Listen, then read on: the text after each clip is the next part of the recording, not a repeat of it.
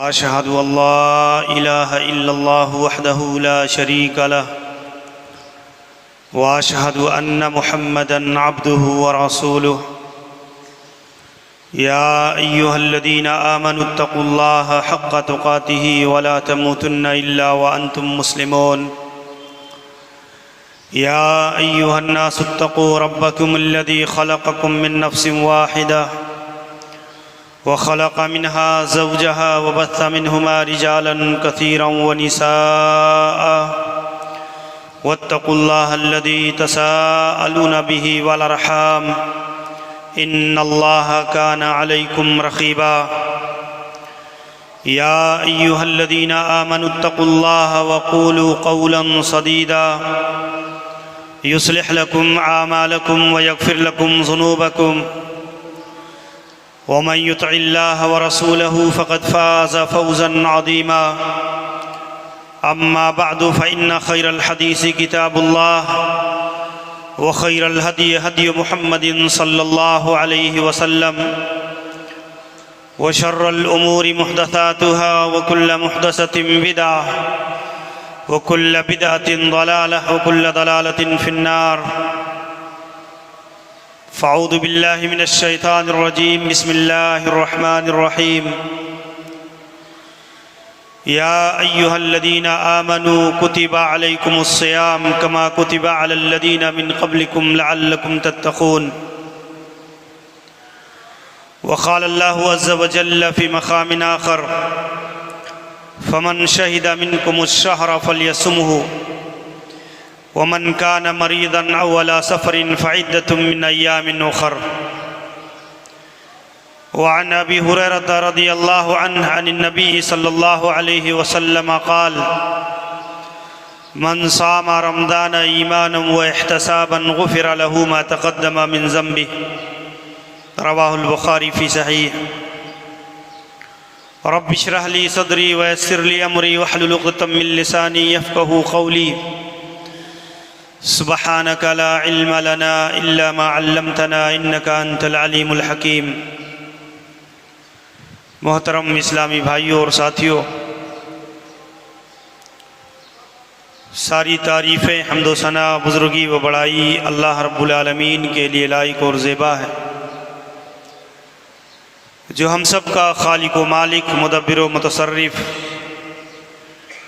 بعدہ درود و سلام نازل ہو اللہ رب العالمین کے تمام انبیاء کرام پر، بالخصوص ہم سب کے پیارے رسول جناب محمد الرسول اللہ صلی اللہ علیہ وآلہ وسلم پر۔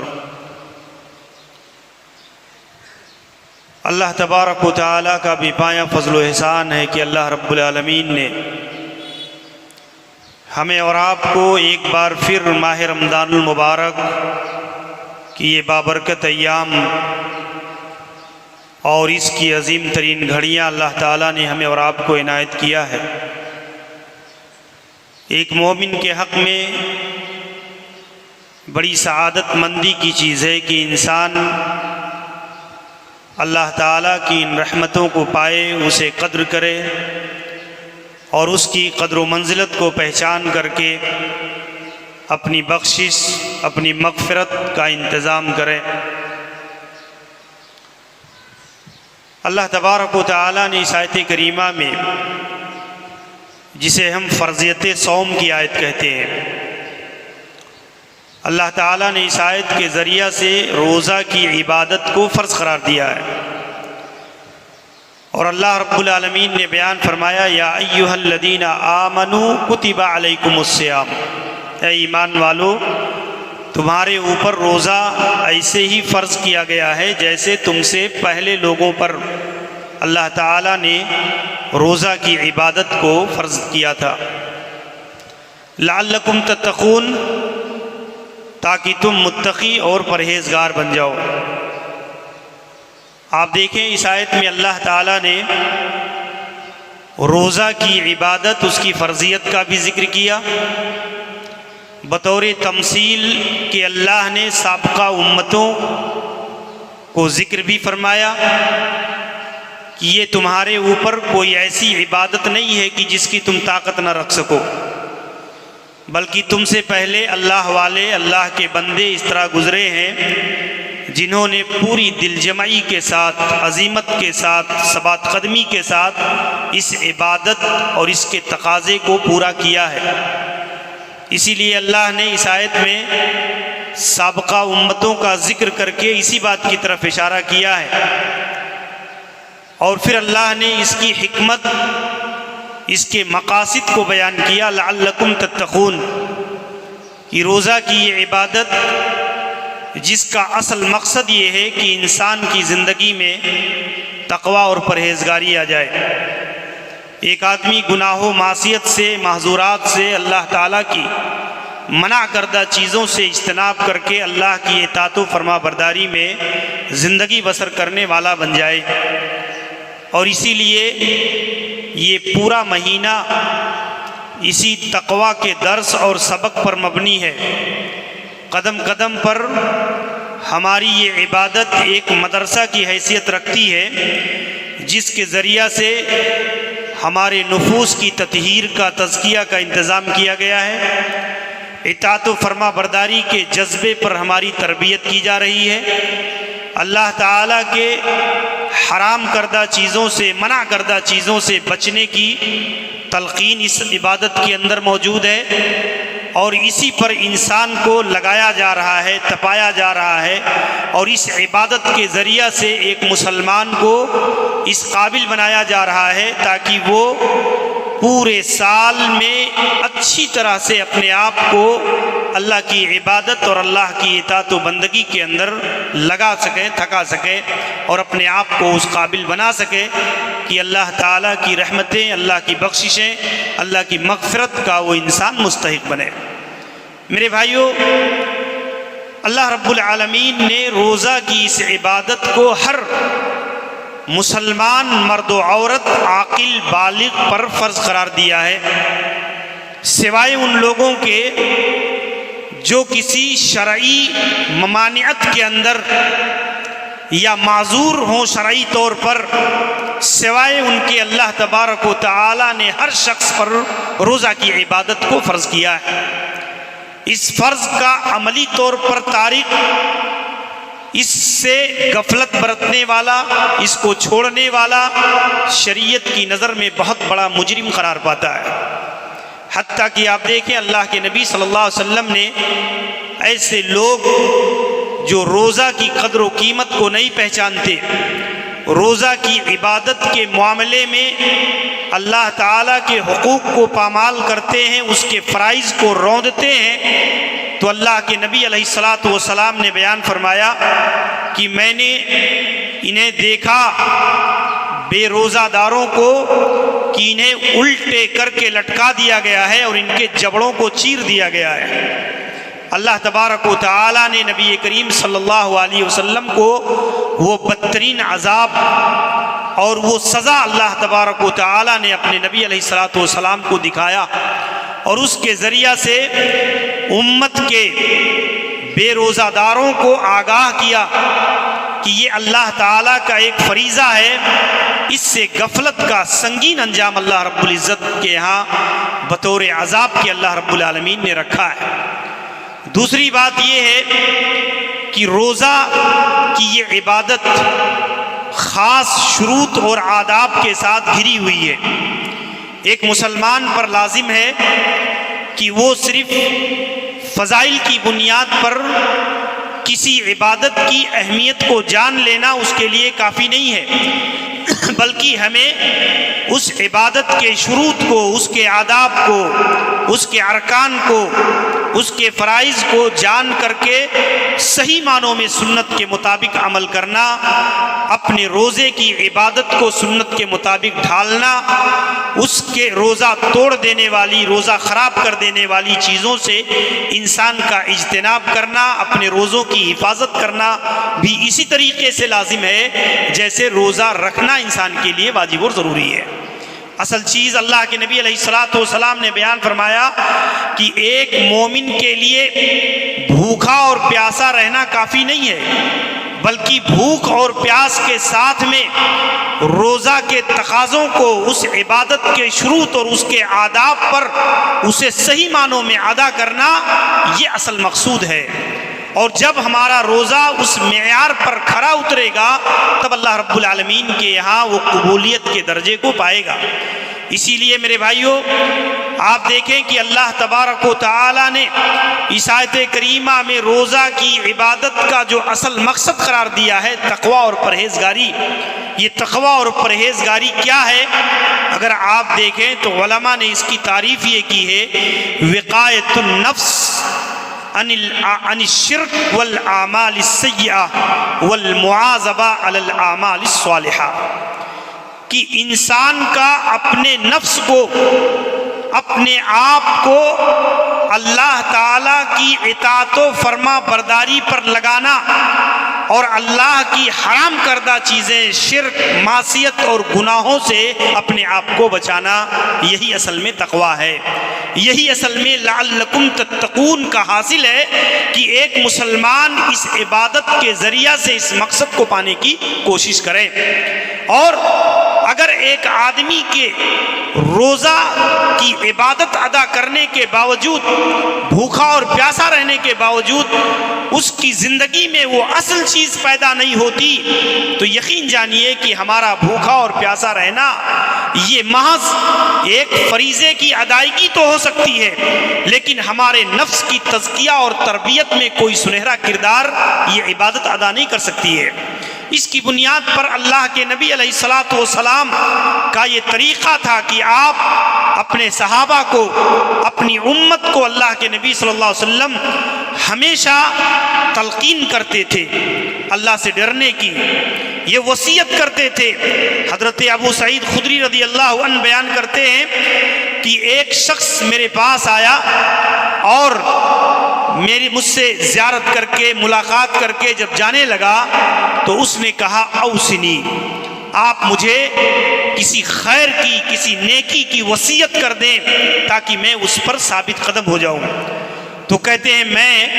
اللہ کے نبی علیہ الصلاۃ والسلام کی مجلس میں ایسے ہی جیسے تم آئے، ایسے ہی میں ایک بار اللہ کے نبی صلی اللہ علیہ وسلم کی مجلس میں گیا،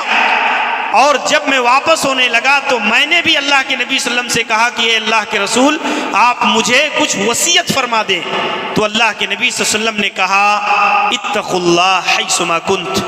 جہاں کہیں بھی ہو اللہ رب العالمین سے ڈرتے رہو۔ اللہ کا خوف،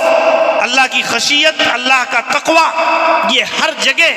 اسی لیے اللہ کے نبی صلی اللہ علیہ وسلم کی سیرت اور سنت میں آپ دیکھیں گے اللہ کے نبی علیہ الصلاۃ والسلام جمعہ کا خطبہ ہو، عیدین کا خطبہ ہو، نکاح کا خطبہ ہو، اللہ کے نبی کوئی فوج، کوئی سریہ روانہ کر رہے ہوں یا کوئی وفد، کوئی شخص ملاقات کے لیے آ رہا ہو، 20 روایتیں موجود ہیں جس میں اللہ کے نبی علیہ الصلاۃ والسلام کی سنت اور آپ کا طریقہ ہمیشہ یہی تھا کہ آپ ملنے جلنے والوں کو اللہ سے ڈرنے کی وصیت کرتے تھے۔ اسی لیے ہر مسلمان تقویٰ کا محتاج ہے، تقویٰ کی وصیت کا محتاج ہے، تقویٰ کی تلقین کا محتاج ہے۔ یہ اللہ کے نبی جناب محمد الرسول اللہ صلی اللہ علیہ وسلم کی سنت ہے، اور یہی صحابہ کا، سلف کا، تابعین کا اسی پر عمل رہا ہے، اور اسی کو قرآن مجید نے بیان فرمایا کہ یا ایھا الذین آمنوا اتقوا اللہ حق تقاتہ، اے ایمان والو تم اللہ رب العالمین سے ایسے ڈرو جیسے اس سے ڈرنے کا حق ہے، اور جب تمہاری موت آئے تو اس حال میں تمہاری موت آئے کہ تم فرما برداری کی زندگی بسر کرنے والے ہو، اللہ کی اطاعت و پیروی کرنے والے ہو، اس حال میں تمہاری موت آئے، یہ اللہ رب العالمین نے وصیت فرمائی ہے۔ حتیٰ کہ آپ دیکھیں ایک موقع پر آپ سورۃ الاحزاب اٹھائیے اور دیکھیے، یا ایھا النبی اتق اللہ، اللہ رب العالمین اپنے نبی کو وصیت کرتا ہے، اے نبی آپ اللہ رب العالمین سے ڈریے، اللہ کا تقویٰ اختیار کیجیے۔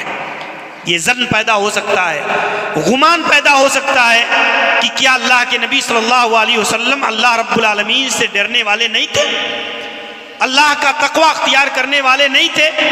اللہ کے نبی تو فرماتے انی لاخشاکم للہ واتقاکم للہ، کہ میں تم میں سب سے زیادہ اللہ سے ڈرنے والا اور اللہ رب العالمین کا تقوی اختیار کرنے والا ہوں۔ لیکن اس کے باوجود اللہ رب العالمین اپنے نبی کو وصیت کرتا ہے، یا ایھا النبی اتق اللہ، اے نبی آپ اللہ سے ڈریے۔ آپ دیکھیں مفسرین نے اس آیت کریمہ کی تفسیر میں ذکر کیا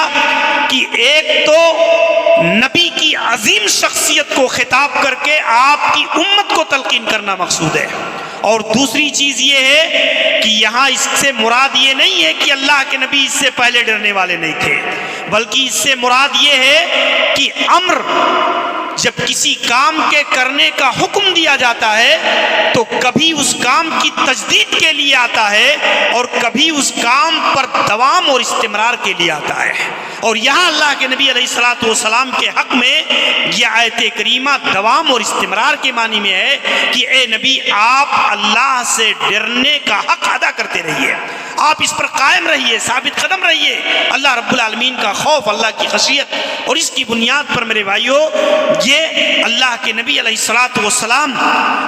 بارہا اپنی امت کو اس بات کی وصیت کرتے۔ حضرت بلال رضی اللہ عنہ بیان کرتے ہیں اللہ کے نبی صلی اللہ علیہ وسلم عید کی نماز پڑھانے کے لیے نکلے، رسول اکرم صلی اللہ علیہ وسلم نے خطبہ دیا، اور اس کے بعد اللہ کے نبی نے میرے کندھے پر ہاتھ رکھا اور اللہ کے نبی صلی اللہ علیہ وسلم نے فرمایا اتقوا اللہ، اے لوگو اللہ سے ڈرو، اللہ سے ڈرو، اللہ کا تقوی، اللہ کی خشیت اختیار کرو۔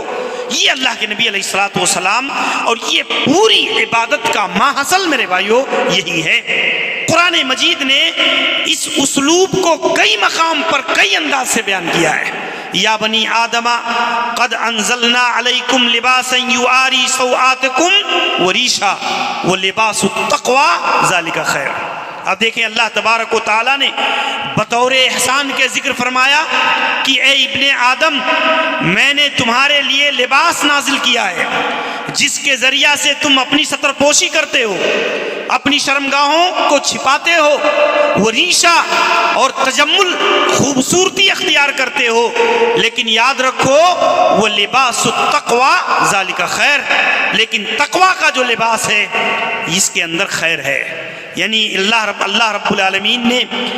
اشارتاً ہمیں اور آپ کو اس بات کی طرف اللہ تعالیٰ نے یہ درس اور یہ پیغام دیا کہ اللہ کے نزدیک اصل چیز خوبصورتی نہیں ہے، اللہ کے نزدیک ایک مسلمان کا لباس، اس کا وضاقتہ جو ہے یا اس طریقے سے پھٹا پرانا کپڑا یہ اصل نہیں ہے۔ اللہ رب العالمین کے یہاں اصل اس کے دل کی طہارت اور پاکیزگی ہے، اس کا تقوی ہے۔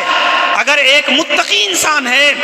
تو اللہ رب العالمین کے نزدیک اس کا مقام، اس کا مرتبہ اتنا عظیم ہے کہ لو اقسم علی اللہ لابرہ، کہ کتنے ایسے گرے پڑے لوگ سماج کے اندر ہوتے ہیں کہ اگر وہ اللہ پر قسم کھا لے تو اللہ رب العالمین اس کے قسموں کی لاج رکھتا ہے، اللہ تبارک و تعالیٰ ان کے قسموں کی لاج رکھتا ہے۔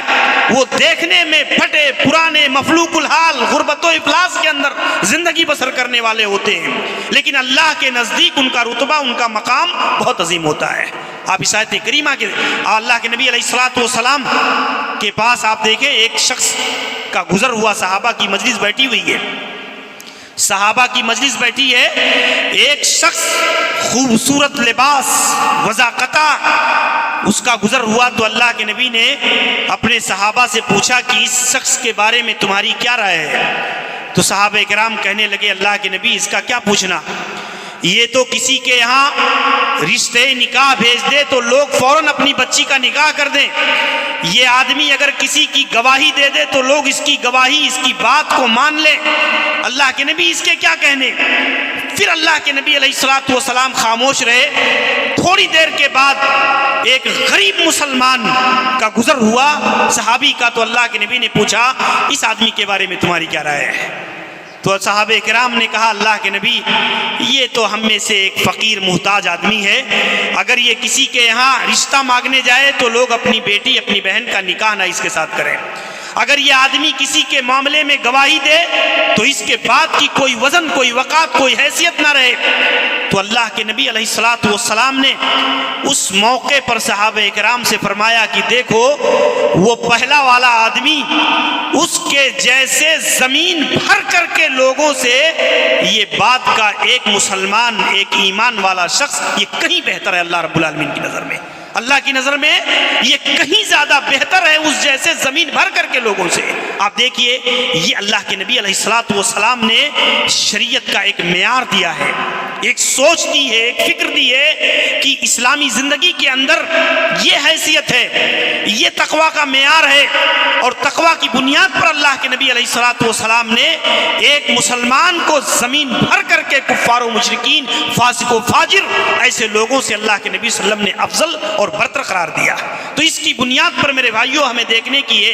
ایسے ہی اگر آپ غور کریں اور دیکھیں تو اللہ رب العالمین نے اس عبادت کا جو فریضہ اللہ تبارک و تعالیٰ نے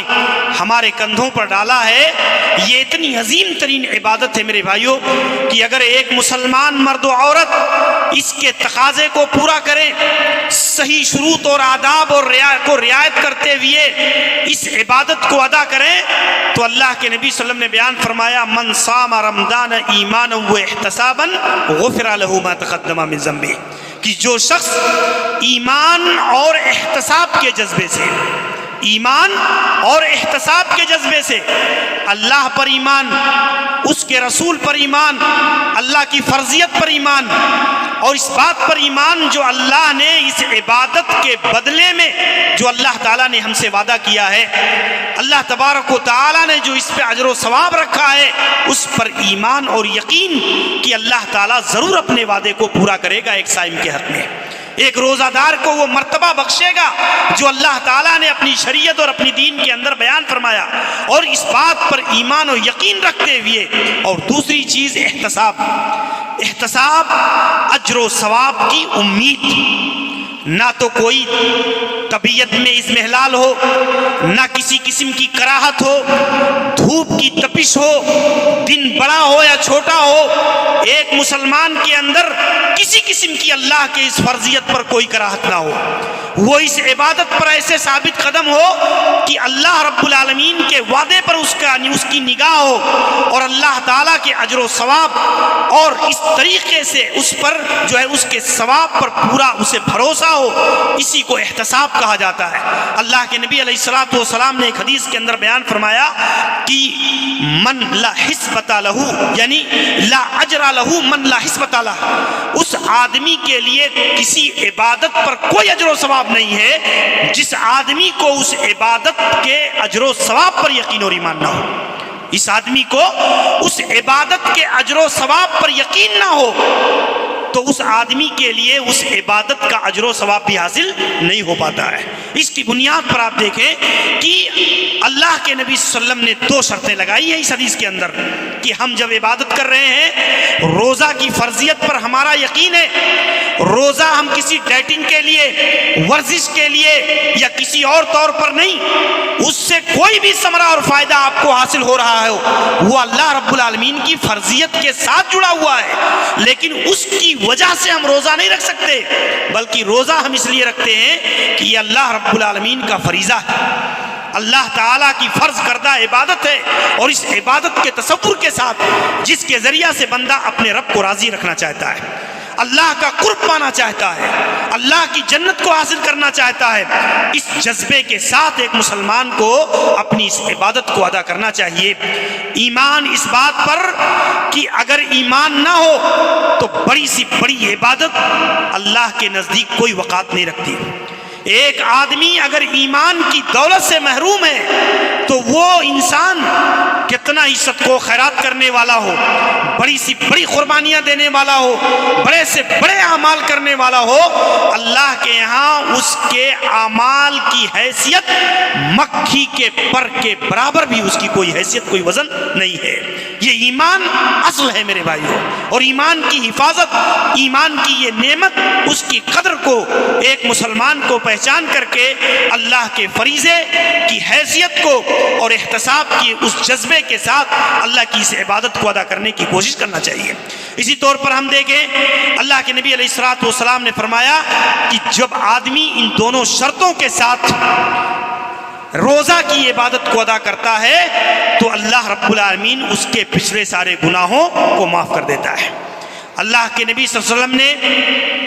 3 عبادتوں کے معاملے میں خصوصیت کے ساتھ ایمان اور احتساب کی شرط لگائی ہے۔ من صام رمضان، من قام رمضان،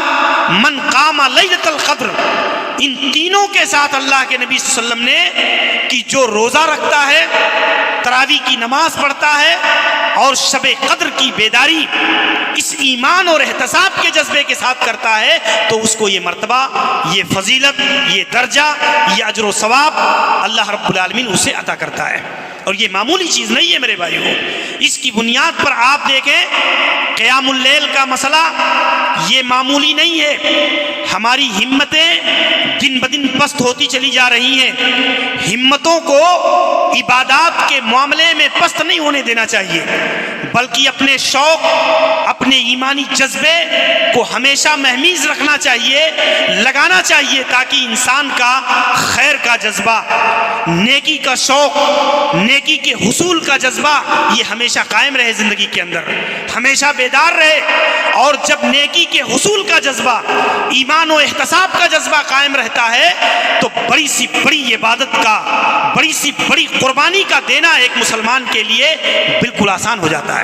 اور جب یہ جذبہ کمزور پڑ جاتا ہے تو آپ دیکھیں 12 گھنٹے بھوکا، 13 گھنٹے بھوکا اور پیاسا رہنا بھی، ایئر کنڈیشن کے اندر بیٹھ کر کے روزہ کی عبادت کا رکھنا بھی انسان کی طبیعت پر گراں گزرنے لگتی ہے۔ لیکن جب انسان کے اندر وہ شوق اور وہ جذبہ ہوتا ہے تو ایک آدمی اس سے بھی کہیں بڑی عبادت، مالی قربانی، جانی قربانی، اعزا و اقربا کی قربانی ایک انسان کے لیے آسان ہو جاتی ہے۔ اور اس کی بنیاد پر شریعت اسلامیہ میں ترغیب اور ترہیب، یہ قرآن مجید کے 2 اسلوب ہیں۔ کسی بھی عبادت کی یا تو قرآن مجید ترغیب دیتا ہے اور یا تو اس پر خوف دلاتا ہے اللہ کے غضب اور جہنم کے عذاب کا۔ یہ 2 ہی اسلوب قرآن مجید کے اندر آپ دیکھیں گے، اللہ تبارک و تعالیٰ نے ان دونوں اسلوب کا خصوصیت کے ساتھ قرآن مجید کے اندر استعمال کیا ہے۔ اور یہی ایک مسلمان کے لیے یہ عملی زندگی میں برقرار رہنے کا یہ بنیادی ذریعہ ہے میرے بھائیوں۔ اللہ تبارک و تعالیٰ نے جو ہے ہمیں اور آپ کو یہ موقع دیا ہے۔ آپ دیکھیں نبی کریم جناب محمد رسول اللہ صلی اللہ علیہ وسلم نے صحیح بخاری کی اس حدیث کے اندر روزہ کی عبادت کا کیا مقام بتایا میرے بھائیوں۔ کل عمل ابن آدم لہ الا الصوم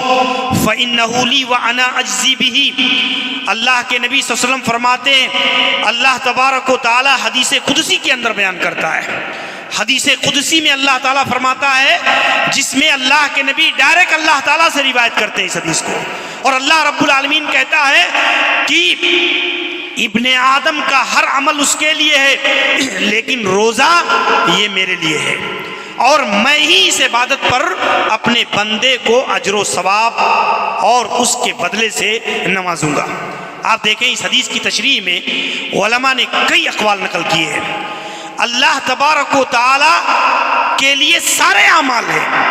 بندہ چھوٹے بڑے جتنے اعمال کرتا ہے یہ سب اللہ رب العالمین کے لیے ہی ہیں۔ اگر اللہ کے لیے کوئی عبادت نہ ہو تو وہ عبادت ریاکاری ہے، وہ شرک کے دائرے میں داخل ہو جاتی ہے۔ اللہ نے یہاں سارے اعمال پر روزہ کی عبادت کو اپنی ذات کی طرف نسبت اس لیے کیا ہے کہ اللہ کے نزدیک روزہ کی عبادت یہ ساری عبادتوں سے بڑھ کر کے ہے، ساری عبادتوں سے عظیم ترین عبادت ہے، اور اس کی بنیاد پر اللہ تعالیٰ نے اس عبادت کے ساتھ اس چیز کو ذکر کر کے کہ یہ روزہ میرے لیے ہے اور میں ہی اپنے بندے کو جتنا چاہوں گا اتنا اپنے بندے کو اس عبادت پر نوازوں گا، یہ اللہ تعالیٰ نے ذکر فرمایا۔ ابن قیم رحمہ اللہ نے ایک بات ذکر کی، کہا ھذا سر بین العبد وربی لا یطلع علیہ احد، کہ یہ روزہ ایک ایسی عبادت ہے جو اللہ اور بندے کے درمیان ایک راز ہے، اللہ اور بندے کے درمیان ایک معاہدے کے نام ہے، اس کا ظاہری حرکات و سکنات نہیں ہے، اس کے اندر آپ نماز پڑھتے ہیں تو آپ نماز کے سجدہ کرتے ہیں، رکوع کرتے ہیں، قیام کرتے ہیں، یہ دیکھا جاتا ہے، دوسرا آدمی دیکھ کر پہچان لیتا ہے کہ یہ شخص نماز کی عبادت ادا کر رہا ہے۔ لیکن روزہ کی عبادت یہ آپ جانتے ہیں اور آپ کا رب جانتا ہے۔ آپ اگر تنہائی میں کسی چیز کو کھا لیں، پی لیں، جہاں آپ کے سوا کوئی دوسرا نہ ہو، تو آپ اور اللہ رب العالمین ہی اس کو بہتر جانتے ہیں، اس کی حقیقت اور ماہیت کو۔ اس کی بنیاد پر ابن قیم رحمہ اللہ نے بیان کیا کہ روزہ کی یہ عبادت اللہ اور بندے کے درمیان ایک مضبوط معاہدے پر قائم ہے، ایک مضبوط معاہدے پر قائم ہے۔ ایک بندہ بھوک کی شدت کو، پیاس کی شدت کو برداشت کر رہا ہوتا ہے تو اس یقین کے ساتھ کہ میرا ایک رب ہے جو دیکھ رہا ہے کہ میں اس کے لیے پیاسا ہوں، جو دیکھ رہا ہے کہ میں اس کے لیے بھوکا ہوں، اگر وہ چپکے سے کھا لے تو کوئی طاقت نہیں ہے جو اسے جاننے والی ہے، لیکن اللہ رب العالمین کے ساتھ جو اس کا عہد و پیمان ہے، وہ عہد و پیمان کی بنیاد پر وہ وضو بناتے ہوئے بھی اپنے حلق سے ایک پانی کا ایک قطرہ اتارنا بھی گوارا نہیں کرتا۔ یہ اس کے ایمان اور یقین اور اللہ رب العالمین کے ساتھ عہد و پیمان کی ایک بین دلیل ہوتی ہے۔ اور اسی بنیاد پر میرے بھائیوں، اللہ رب العزت نے اس عبادت کو اتنا بڑا اعزاز اور اتنا بڑا مرتبہ بخشا ہے کہ روزہ اللہ اور اس کے بندے کے درمیان ایک عہد ہے۔ اسی لیے روزہ میرے لیے ہے اور میں ہی اپنے بندے کو جتنا چاہوں گا اتنا نوازوں گا۔ انا اجزی بھی، میں اس کو نوازوں گا، یعنی کوئی دوسرا ویسے بھی ساری عبادتوں پر کوئی اجر دینے والا نہیں ہے، ساری عبادتوں کا اجر اللہ رب العالمین ہی عطا کرنے والا ہے۔ لیکن دیگر عبادات کے اجر کی تعداد موجود ہے کتاب و سنت کے اندر، ومن جاء بالحسنہ فلہ عشر امثالها۔ قرآن مجید ایک قاعدہ ذکر کرتا ہے کہ جب کوئی شخص کوئی نیکی کرتا ہے تو اللہ رب العالمین اس کو ایک نیکی سے لے کر 10 نیکی تک نوازتا ہے۔ اور اللہ کے نبی فرماتے ہیں کہ جب ایک آدمی کوئی نیکی کرتا ہے تو اللہ تعالیٰ اس کے جذبے کی بنیاد پر، اس کے خلوص کی بنیاد پر، سنت کا اہتمام کرنے کی بنیاد پر اللہ تعالیٰ 1 سے 10 اور 10 سے 700 گنا تک اس کو اجر و ثواب سے نوازتا ہے۔ لیکن روزہ کی عبادت کا اجر و ثواب متعین نہیں ہے، روزہ کا اجر و ثواب متعین نہیں ہے، اللہ رب العالمین نے اپنے ذمے لیا ہے۔ اسی لیے بعض سلف کہتے تھے قیامت کے دن اللہ رب العالمین اپنے جس روزہ دار بندے پر رحم کرنا چاہے گا تو اللہ تعالیٰ اپنی طرف سے اس کی کوتاہیوں کو معاف کر کے اس قدر اجر و ثواب سے نوازے گا کہ وہ بندہ جنت کا مستحق قرار پا جائے گا۔ یہ اللہ تبارک و تعالیٰ کی اپنی نعمتیں ہیں، اللہ کی اپنی رحمتیں۔ میرے بھائیوں، یہ اجر و ثواب ہے اس عبادت کا، اس روزے کا۔ اور اللہ کے نبی صلی اللہ علیہ وسلم نے بیان فرمایا فَإِذَا كَانَ يَوْمُ صَوْمِ أَحَدِكُمْ فَلَا يَرْفُثْ وَلَا يَسْخَبْ۔ جب تمہارا روزے کا دن ہو تو یاد رکھو کہ نہ تو تم کوئی شہوانی عمل جو تمہارے روزے کو خراب کرنے والا ہے، نہ ہی کوئی بدزبانی کا عمل جو تمہارے روزے کو نقص پیدا کرنے والا ہے، ایسے عمل سے تم اجتناب کرو۔ اور جان رکھو الصیام جنہ، یہ روزہ تمہارے لیے گناہوں سے ڈھال ہے، شیطان کے فریب سے ڈھال ہے، جہنم کی عذاب سے ڈھال ہے۔ الصیام جنہ کا جنت احدکم من القتال، جیسے تم میں سے ایک آدمی میدان جہاد میں ڈھال کو لے کر کے دشمن کے وار کو اس کے اوپر روکتا ہے، ایک روزہ دار روزہ کی اس عبادت کے ذریعہ سے شیطان کے مکر اور فریب کو، گناہوں کے تاثیر کو، گناہوں کے اثرات کو اس روزہ کی ڈھال پر روک کر اپنے نفس کی تزکیہ اور تطہیر کا انتظام کرتا ہے۔ یہ اللہ کے نبی علیہ الصلوۃ والسلام نے اس حدیث کے اندر یہ بڑی پیاری بات بیان فرمائی ہے۔ اسی لیے میرے بھائیوں، اللہ کے نبی نے آگاہ بھی کیا رب صائم لیس لہ من صیامہ الا الجوع، کتنے ایسے روزہ دار ہیں جنہیں بھوک اور پیاس کے سوا کچھ حاصل نہیں ہوتا۔ وَرُبَّ قَائِمٍ لَيْسَ لَهُ مِنْ قِيَامِهِ إِلَّا السَّحْرُ، یہ روایت صحیح درجے کی ہے، شیخ البانی رحمہ اللہ نے اس کے تمام طرق کو صحیح قرار دیا ہے۔ آپ دیکھیں اللہ کے نبی فرماتے ہیں کتنے ایسے قیام اللیل کرنے والے، تراویح پڑھنے والے ہیں کہ انہیں بیداری کے سوا، محنت کے سوا، مشقت کے سوا انہیں کوئی اور چیز حاصل نہیں ہوتی ہے۔ کیوں؟ یا تو سنت کا اہتمام نہیں ہوتا، اور یا تو ان کے اندر اخلاص اور خلوص کا جذبہ کمزور ہوتا ہے۔ اور اس کی بنیاد پر ایک آدمی کی وہ عبادت، اگرچہ ایسے ہی ہے اس عبادت کا معاملہ کہ ایک آدمی چوری کا لباس پہن کر نماز پڑھ رہا ہے، چوری کا لباس پہن کر نماز ادا کر رہا ہے، تو نماز تو ہو جائے گی، فریضہ ادا ہو جائے گا، لیکن نماز کی عبادت میں وہ تاثیر پیدا نہیں ہوگی جو اس انسان کے لیے اجر و ثواب کے جمع کرنے اور اس کی تطہیر، اس کی تزکیہ کا باعث بن سکے۔ یہ ایسے ہی ایک آدمی جب نیتوں اور ارادوں میں نقص ہوتا ہے، جذبے کمزور ہوتے ہیں، صادق نہیں ہوتے، تو روزے کی تاثیر، روزے کی عبادت اور اس کا اثر یہ گھٹ جاتا ہے میرے بھائیوں۔ اور اس کی بنیاد پر پورے جذبے اور یقین کے ساتھ انسان کو یہ عبادت ادا کرنے کی کوشش کرنا چاہیے۔ اللہ کے نبی علیہ الصلوۃ والسلام فرماتے ہیں کہ والذی نفسی بیدہ، قسم ہے اس ذات کی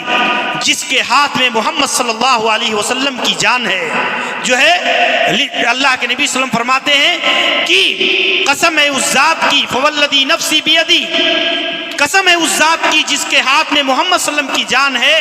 للصائم فرحتان یفرحہما اذا فرح بفطرہ واذا لقی ربہ فرح بصومہ، کہ ایک مسلمان کو کے لیے اللہ نے فرحت و مسرت کی دو گھڑیاں رکھی ہیں، دو خوشی کے مقام رکھے ہیں۔ ایک آدمی جب پورا دن بھوکا اور پیاسا رہ کر کے شام کو دسترخوان پر بیٹھتا ہے تو اسے فطری طور پر خوشی کا ایک احساس ہوتا ہے۔ اس لیے احساس نہیں ہوتا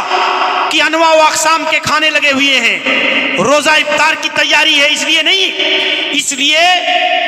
ایک مومن اس موقع پر اس لیے خوش ہوتا ہے کہ اللہ تعالیٰ نے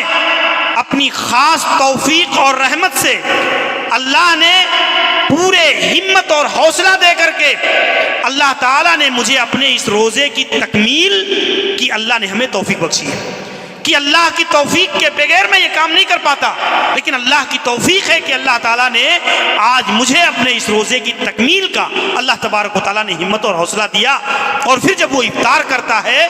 تو اس کی خوشی کا ایک عجب سی کیفیت ہوتی ہے جس کو بیان نہیں کیا جا سکتا۔ اسی بنیاد پر اگر آپ اس کیفیت کا اندازہ کریں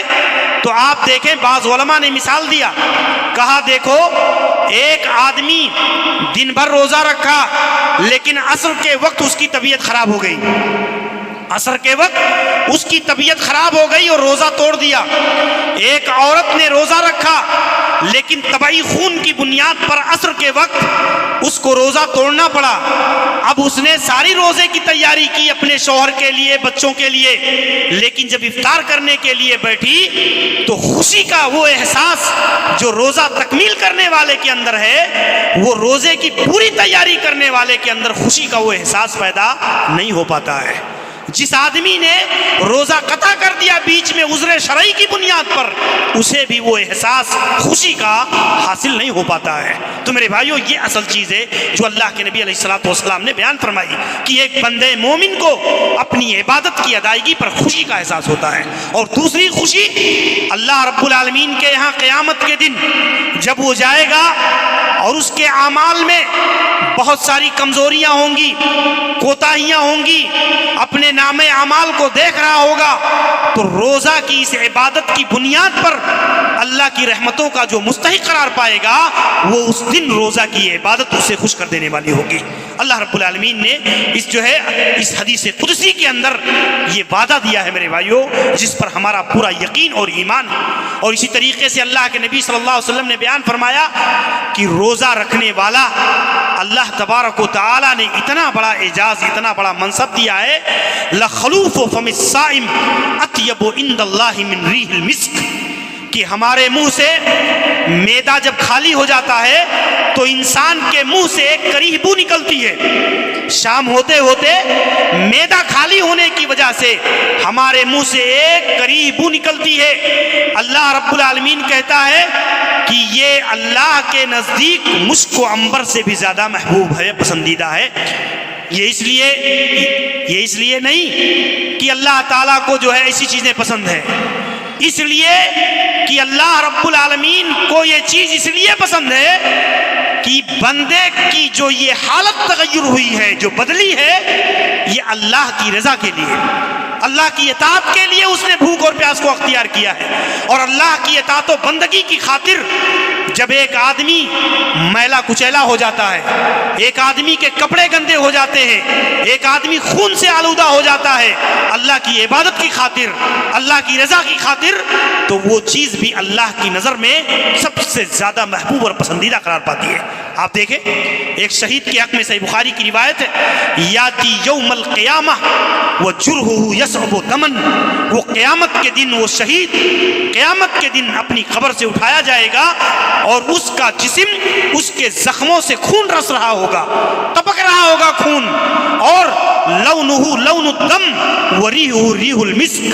کہ اس کا دیکھنے میں تو وہ خون ہوگا، لیکن اس خون کا جو خوشبو ہوگی وہ مشک و عنبر سے بھی کہیں زیادہ ہوگی۔ یہ صحیح بخاری کی روایت ہے جس میں شہید کا مرتبہ اللہ کے نبی صلی اللہ علیہ وسلم نے بیان فرمایا ہے۔ اور ایسے ہی آپ دیکھیں ایک حاجی جب عرفات میں جاتا ہے، محنت کرتا ہے، گرد و غبار سے آلود ہوتا ہے، تو گرد و غبار سے آلود ہونے کے باوجود یہ ادا اللہ کو اتنی پسند آتی ہے کہ اللہ رب العالمین اپنے فرشتوں پر فخر کرتا ہے کہ ہاؤلائی جاؤنی شوسن غبرا، یہ دیکھو میرے یہ بندے دھول سے اٹے ہوئے، پراگندہ بال، پراگندہ حال، یہ میری بارگاہ میں اللہ کی رضا کے حصول کے لیے آئے ہیں، اپنے فرشتوں پر فخر کرتا ہے اللہ رب العالمین۔ تو میرے بھائیو، یہ اللہ کی رضا میں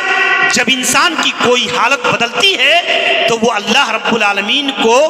ظاہری چیزوں سے کہیں زیادہ محبوب اور پسندیدہ ہوتی ہے۔ اور اسی طور پر آپ دیکھیں گے روزہ کے فضائل، روزہ کے مناقب، روزہ کی اہمیتیں بے شمار حدیث کے اندر اللہ کے نبی صلی اللہ علیہ وسلم نے بیان فرمایا ہے کہ روزہ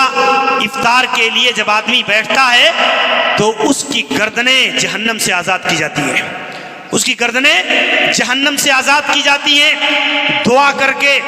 مناجات کر کے اللہ تبارک و تعالی سے اس ماہ مبارک کے اندر اپنی گردنوں کو جہنم سے آزاد کرنے کی فکر کرو، کوشش کرو کہ تمہارا دامن گناہوں سے پاک ہو، کبائر سے پاک ہو، دیگر ایسی چیزوں سے۔ لیکن یاد رکھو میرے بھائیو کہ یہ روزہ کی یہ عبادت یہ معمولی عبادت نہیں ہے، اس عبادت کے اہتمام کے ساتھ دو چیزیں جڑی ہوئی ہیں، ایک اللہ کی فرما برداری اور اللہ تعالیٰ کے اوامر کی پابندی، اور دوسری چیز اللہ تعالیٰ کے منہیات اور منع کردہ چیزوں سے اجتناب۔ یہ دونوں چیزیں ہیں، یہ دونوں چیزیں ہیں۔ مسجد میں صف اول میں رہنے والا اگر معاملات میں کھڑا نہیں ہے، اگر وہ آدمی اخلاق میں درست نہیں ہے، اس کے اگر اس آدمی کا کردار درست نہیں ہے، امانت دار نہیں ہے، جھوٹ اور فریب کرتا ہے، تو یقین جانیے کہ صف اول کی نماز وہ اطاعت کا ایک حصہ ہے، وہ اللہ کی اطاعت و بندگی کا ایک پہلو ہے، لیکن اطاعت و بندگی کا جو دوسرا پہلو ہے وہ پہلو بھی ایسے ہی مطلوب ہے جیسے وہ پہلا پہلو مطلوب ہے۔ جیسے صف اول کی نماز مطلوب ہے، ایسے ہی جھوٹ، فریب اور دیگر برائیوں سے اجتناب بھی اللہ تعالیٰ کو مطلوب ہے، اور یہ دونوں پہلو مل کر کے ہی اصل میں ایک آدمی متقی بنتا ہے، پرہیزگار بنتا ہے۔ اور روزہ کے تقاضے ان دونوں پہلوؤں کے ذریعہ سے ہی پورے ہوتے ہیں۔ آج مسلمانوں کا معاملہ یہی ہے میرے بھائیوں، افسوس کے ساتھ کہ ایک آدمی روزہ اور تقویٰ کی عبادت کی اہمیت کو وقتی جذبے کے ساتھ ادا تو کر لیتا ہے، لیکن دائمی جذبے کے ساتھ اس عبادت پر قائم نہیں رہ پاتا، اس کے اثرات اس کی زندگی میں پیدا نہیں ہو پاتے۔ یہ بنیادی چیز ہے جسے ہم اور آپ کو غور کرنے کی چیز ہے۔ اللہ سے دعا ہے کہ پروردگار عالم ہمیں کتاب و سنت کی روشنی میں روزہ کی اس عبادت کو قدر و منزلت کے سمجھنے کی اللہ میں توفیق عنایت فرمائے۔ اللہ رب العالمین